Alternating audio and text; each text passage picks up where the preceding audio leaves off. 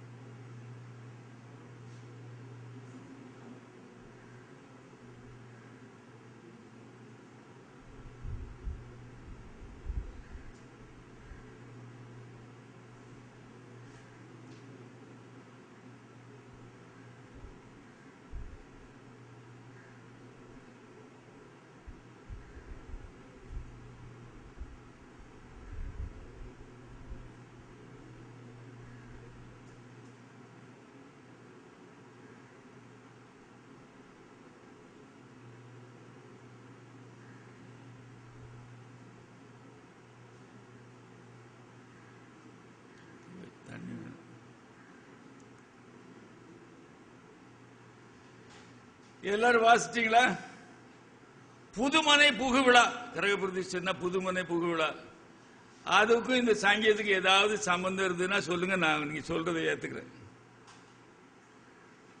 எனக்கும் தெரியாம தான் இருந்துச்சு. சரி, இந்த சங்கீதத்தை ஆராய்ந்து தான் பார்ப்போமே என்று ஆராய்ந்து பார்த்தேன். கர்த்தாவே, என் சத்துருக்கள் என்னை மேற்கொண்டு மகள விட்டாமல். அப்படியானா சத்துருக்கள் வந்திருக்கிறார்கள். மேற்கொள்வதற்கு வாய்ப்பு இருந்திருக்கிறது. தாவீது தோற்கடிக்கப்படும்படி ஒரு நிலைமை வந்திருக்கிறது. ஏதோ ஒரு சிக்கல்ல மாட்டி இருக்கிறான். நீர் என்னை கைதூக்கி எடுத்தபடினால், அப்ப கீழே விழ போயிருக்கிறான். அது தோற்கடிக்கப்படக்கூடிய நிலைமை. ஆண்டவர் கைதூக்கி இருக்கிறார். என் தேவனாகிய கர்த்தாவே, உம்மை நோக்கி கூப்பிட்டேன், என்னை நீர் குணமாக்கினீர். அப்படியானால் அவனுக்கு ஒரு வியாதி வந்திருக்கிறது. அப்படிதானே? புரியுதா? வியாதி வந்ததுனால தானே குணமா. வியாதி இல்லாதவனுக்கு எதுக்கு குணமாக்கணும்? வியாதி இருக்கிறவனுக்கு தானே குணமாக்கணும். குணமாக்கினீர். கர்த்தாவே, நீர் ஆத்மாவை பாதாளத்தில் இருந்து ஏற பண்ணி. ஆஹா, பாதாளத்துக்கு போற ஒரு சான்ஸ் வந்து, பாவத்தில் உள்ள சான்ஸ் வந்தது. ரைட். இன்னும் பார்ப்போம். நான் குழியில் இறங்காதபடி என்ன உயிரோட காத்தீர். சாக போகிற நிலைமை வந்துச்சு. அப்படித்தானே? புரியுதா இல்லையா? புரியுது. அதுக்கு மேல திரும்பியும் வாசி பார்க்கிறேன். ஒரு சின்ன கேள்வி, இது எப்பொழுது வந்தது அப்படின்னு ஒரு கேள்வி கேட்டேன். அப்போதான் இந்த சங்கீதத்தில் உள்ள ஒரு முக்கியமான கருத்தை நான் புரிந்து கொண்டேன். நான் புரிந்து கொண்டதை உங்களுக்கு சொல்லுகிறேன். அதாவது சில கதை புத்தகங்களை அல்லது திரைக்கதைகளை நீங்கள் பார்ப்பீர்களானால், கதையில முதல் காட்சி கதை, அந்த நாம் வாசிக்கிற நூலில் உள்ள முதல் காட்சி கதையின் முதல் காட்சியா இருக்காது. முதல்ல கொஞ்சத்தை சொல்லிவிட்டு பின்னாலே முன்கதை சுருக்கம் என்று சொல்லி சுருக்கம் போடுவார்கள். பார்த்திருக்கீங்களா? நிறைய நாவல்கள் அப்படி இருக்கும். ஒரு கட்டத்தை வைத்து ஆரம்பித்து விட்டு அதை வாசிப்பார்கள், அதை தருவார்கள்.